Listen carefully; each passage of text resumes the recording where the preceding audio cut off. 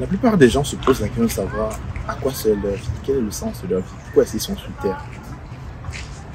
C'est une question très pertinente, effectivement, parce que finalement, la vie n'a de sens que quand on a une idée de ce pourquoi on est là, quand on a une idée de finalement peut-être ce qu'on va devenir, ou alors qu'est-ce qu'on fera plus tard, ou du moins, est-ce qu'on est juste né pour mourir ou pas. En tout cas, aujourd'hui, je vais vous donner 5 petits conseils, 5 petites astuces si vous voulez réussir votre vie. Je ne prétends pas avoir la réponse exacte. J'ai fait juste quelques recherches sur Internet. J'ai croisé quelques idées et ça m'a permis de réunir ces 5 idées-là qui, selon moi, 5 conseils-là, qui, selon moi, vont vous donner un parchemin finalement pour soit avoisiner vraiment la réussite ou alors réussir votre vie. Mais avant de parler de tout cela, générique.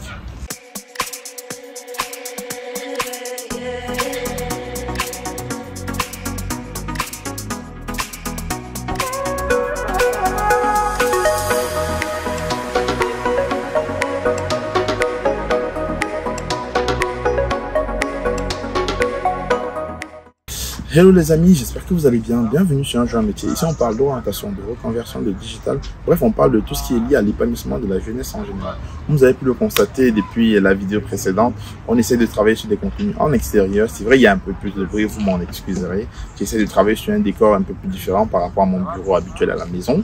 Donc l'idée c'est de vous apporter d'autres contenus finalement visuels, un autre environnement de travail. Et moi aussi ça me permet de respirer un air, de respirer un peu plus parce qu'on est au parc, donc vous le voyez, il y a pas mal de monde qui circule autour. Alors, pensez également à vous abonner, à activer la cloche de notification, à nous dire dans la barre des commentaires ce que vous en pensez et un gros pouce bleu va nous aider aussi au niveau de l'algorithme. Parenthèse fermée. Donc, comme je vous disais, aujourd'hui, on va parler de 5 conseils pour réussir. En premier conseil, je dirais, il faut avoir une vision claire de son futur. C'est vrai, c'est quelque chose de plutôt compliqué quand on se rend compte que même juste choisir un parcours d'études, c'est plutôt compliqué. Quand je dis avoir une vision claire, c'est savoir quel est notre but ultime, qu'est-ce qu'on aimerait faire de notre vie véritablement. Je ne vais pas forcément dire quelque chose qu'on va pouvoir faire aujourd'hui, mais il y a des gens qui veulent aller sur Mars. Ça, c'est une vision claire de ce qu'ils veulent faire. Certes, ils ne savent pas exactement qu'est-ce qu'ils vont faire, ils ne vont pas aller sur Mars, même peut-être parce qu'ils n'ont pas les moyens, parce qu'ils n'ont pas une fusée, un centre de lancement, j'en sais rien, mais ils savent que c'est ce qu'ils ont envie de faire. Ça, c'est un but de vie. Maintenant, autour de ça, l'idée, c'est de pouvoir accrocher des petites étapes qu'on verra un peu dans la suite de la vidéo. C'est avoir une vision claire de son futur. C'est très important pour que chaque choix qu'on fait tous les jours permette justement d'aller dans cette direction. Et cela permettra également rapidement d'éliminer finalement tous les éléments qui ne vont pas dans la direction de cette vision claire de sa vie. Une fois qu'on a une vision pour sa vie, on a on va dire un espèce de dessin pour son futur, c'est plus facile de dire que si on veut devenir professeur de maths, il est clair que on ne va pas aller en master, en licence en géographie, ce qui est un problème de choix. Donc le fait d'avoir une vision claire de son futur permet rapidement d'éliminer les lignes, ou du moins d'éliminer tous les éléments qui ne vont pas dans cette direction-là. Dans le deuxième conseil, je parlerai de se fixer des étapes.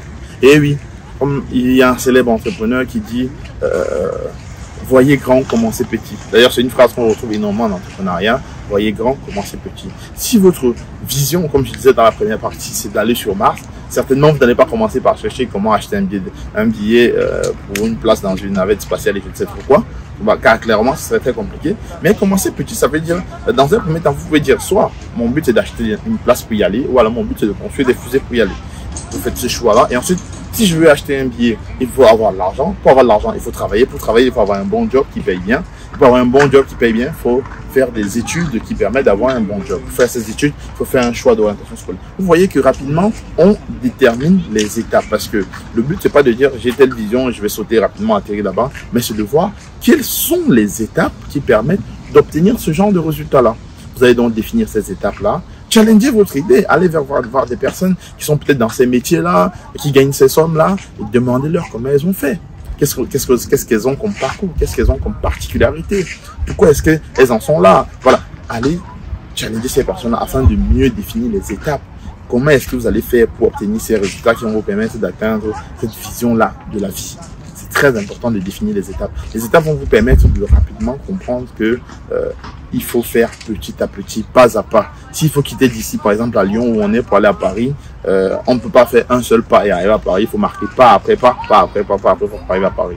Donc l'idée, c'est donc de connaître ces étapes-là afin de les prendre petit à petit pour atteindre l'objectif final de sa vie. La troisième partie, c'est de planifier son temps. Eh oui, s'il y a une chose pour laquelle on n'a pas la main véritablement, s'il y a une chose sur laquelle on n'a pas de contrôle, on n'a pas la main, on n'a pas de contrôle, c'est le temps. Et l'idée, c'est donc de l'organiser au maximum et de ne pas le gaspiller à contre-temps, ne pas le gaspiller n'importe où et n'importe quoi. L'idée, donc, c'est de l'organiser sa journée, de pouvoir savoir qu'est-ce qu'on fait, quels sont les objectifs à atteindre de façon journalière, de façon hebdomadaire, de façon mensuelle, de façon annuelle, de façon, je sais pas, de façon séculaire, si je dis ça comme ça, ou de façon une décennie. Vraiment avoir des objectifs, bien organiser son temps. Par exemple, sur une journée, on peut avoir des choses à faire, des objectifs à atteindre à la fin de la journée. L'idée, c'est de faire d'abord les plus grosses et surtout en termes de valeur, c'est-à-dire faire d'abord ce qui apporte le maximum de valeur au plus tôt de la journée, quand le cerveau est encore frais, quand on a encore toute son énergie, et progressivement aller vers des tâches qui apportent le moins de valeur et qu'on apprécie le moins potentiellement. L'idée étant d'arriver, de faire vraiment les choses qui sont complexes et qui apportent beaucoup plus de valeur par rapport à nos objectifs de la journée. Et puis progressivement, le temps passant, aller vers des choses qu'on aime peut-être le moins et qui prennent du temps sans apporter autant de valeur. Voilà un peu l'idée. Toujours penser à avoir un peu de temps pour se distraire, avoir un peu de temps pour s'amuser, pour décomplexer, oublier et enfin penser à se reposer, car bien dormi, c'est très important pour pouvoir récupérer et arriver dans la nouvelle journée avec des nouveaux objectifs et toujours avec la tête bien fraîche. C'est très important de pouvoir trouver un point d'équilibre dans son organisation journalière. En quatrième conseil, je dirais comprendre et maîtriser ses émotions. Alors, c'est vrai qu'on entend de tout et de tout dans ce domaine. Je ne suis pas psychologue, vous l'avez constaté, je pense. Mais l'idée ici étant de vous dire que vous devez vous connaître. Savoir écouter votre corps, savoir comprendre quand ça ne va pas, quand il y a une situation de stress qui arrive, quand vous sentez que ce que vous faites, ça ne va pas, ça ne vous colle pas, ça ne vous plaît pas. C'est très important de comprendre vos émotions, de comprendre quels sont les éléments déclencheurs d'une émotion positive, négative, du sans émotion finalement. Quels sont tous les éléments qui peuvent vous amener à réagir d'une manière ou d'une autre et enfin pouvoir gérer. Et le fait de comprendre vos émotions, ça vous permet d'éviter de surréagir ou de ne pas réagir quand il le faut, d'éviter de vous emporter, d'éviter de vous retrouver dans des situations de stress, d'éviter de vous retrouver dans des situations finalement nocives pour votre état d'esprit par rapport à vos objectifs. C'est très important de comprendre qui vous êtes véritablement au fond de vous.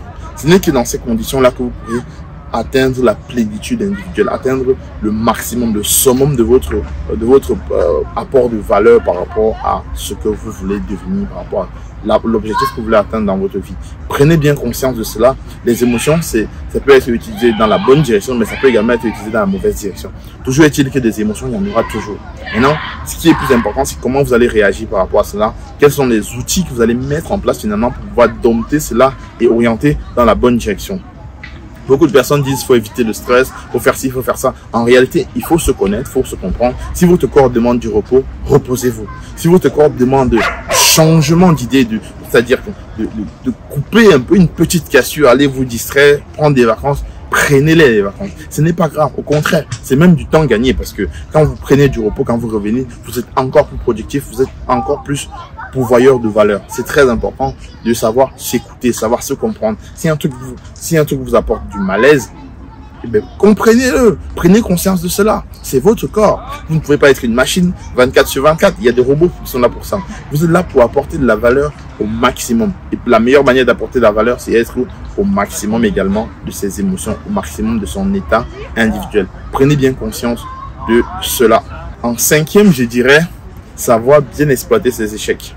Oui, parce qu'en fait, la plupart des entrepreneurs qu'on voit, qui font du storytelling, qui viennent nous dire des choses sur Internet, ne nous disent pas à quel point les gens échouent quand ils sont dans une démarche de vision long-termiste, quand ils sont dans une démarche entrepreneuriale, quand ils sont dans une démarche de création de valeur. La plupart ne vous disent pas combien de fois ils ont échoué pour obtenir ces résultats positifs que vous pouvez voir au travers des caméras et autres. En réalité, il y a d'innombrables échecs derrière ces réussites-là. Il y a d'innombrables fois que ces personnes sont tombées et ont dû se relever.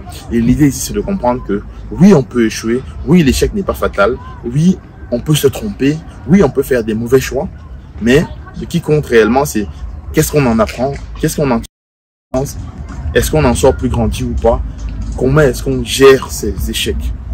C'est très important d'en apprendre beaucoup davantage de ces échecs afin que de ne pas les répéter, en tout cas pas de la même manière. Le but, c'est de ne pas se heurter l'orteil au même endroit 3 fois.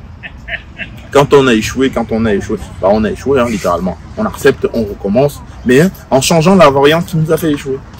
On apprend davantage, on réchoue encore, on change la variante, et au final, ça fait sous forme d'entonnoir, et à la fin, on a la solution presque parfaite ou idéale, du moins, jusqu'à ce qu'on échoue encore et qu'on se relève. Donc, l'objectif, vraiment, c'est de pouvoir apprendre de ces échecs, améliorer ces dernières, et toujours aller de l'avant. Savoir que échouer, ça fait partie de la vie, finalement. Et si tout était rose, bah, tout le monde réussirait dans tout ce que ces personnes entreprendraient. Mais ce n'est pas le cas.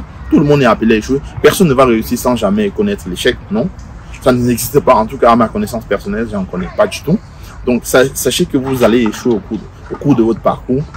Plus tôt vous le savez, plus tôt vous prenez conscience de cela, plus tôt mieux vous apprendrez en tout cas de vos échecs. J'espère que le type de contenu vous a plu. La barre des commentaires là, dites-moi ce que vous en pensez. Faites-moi des retours. Si vous avez d'autres astuces également pour accompagner les 5 conseils que j'ai dit, oh alors si vous n'êtes même pas d'accord finalement, dites-le moi en barre des commentaires. Pensez également à partager nos contenus avec vos amis, avec vos connaissances. C'est toujours bien de savoir à peu près, pour les personnes qui ont des doutes parfois dans leur parcours, pour les personnes qui rencontrent des difficultés, de savoir à peu près qu'est-ce qu'elles pourraient faire finalement pour améliorer cela. Merci d'avoir regardé la vidéo jusqu'ici. C'était Herman Kouyaté. Ciao, ciao.